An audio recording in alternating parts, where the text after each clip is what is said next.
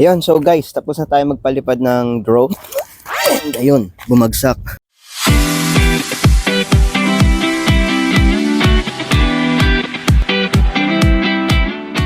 Good morning everyone.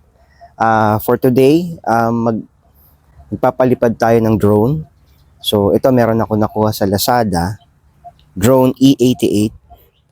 Hawak ko na yung controller ngayon. Hopefully maging okay naman ang result ng pagpapalipad natin. Medyo mahangin lang dito sa lugar namin sa ngayon, pero open field naman. So sana maging maganda yung result kasi first time kong gagawin to.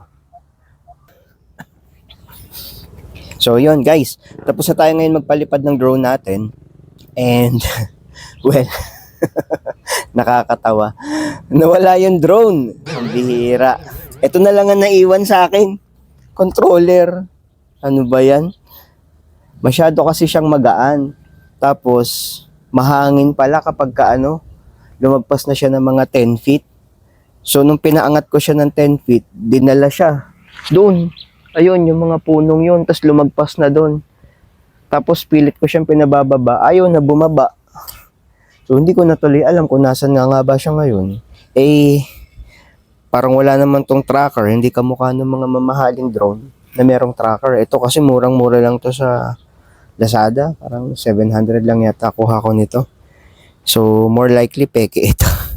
Hindi ito totoo. Anyway, yun, charge to experience.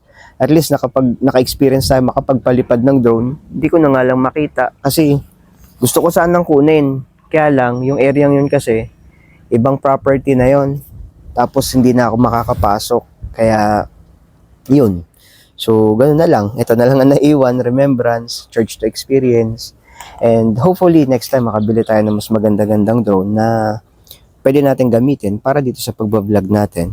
So, chinek ko lang din naman kasi yung video quality niya. So, medyo hindi siya maganda. Parang mga sinaunang cellphone pa. Parang 5 megapixel nga lang yata yun. That's all for today's video. Please support Ronan's journey where we enjoy every moment, one trip at a time. Bye everyone!